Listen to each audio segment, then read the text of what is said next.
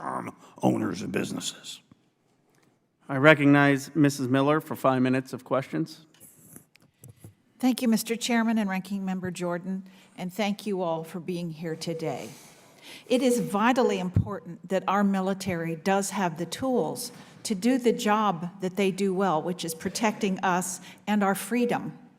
However, the American taxpayers have entrusted their hard-earned money with our government to spend it wisely, both responsibly and effectively. Mr. Fine and Ms. Hull, the majority of TransDigm contracts studied fell under the old TINA threshold of $750,000 and the new threshold of $2 million.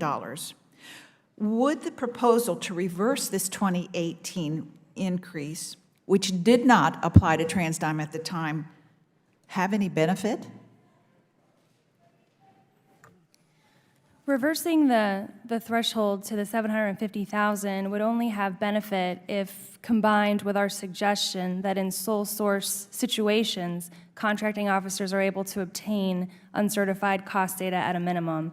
The issue at hand is when they're negotiating with companies like TransDigm in sole source environments, they are looking at information that they believe to be reasonable because there aren't any market forces at play that are controlling costs.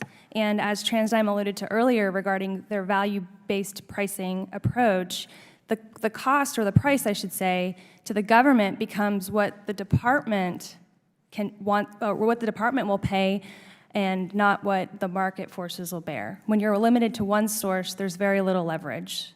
Mr. Fine? I think it could help, but many contracts are for smaller than even $750,000, and there can be acquisitions that will have the same problem under that rate. The one time they were required to provide the information was because the contract was above the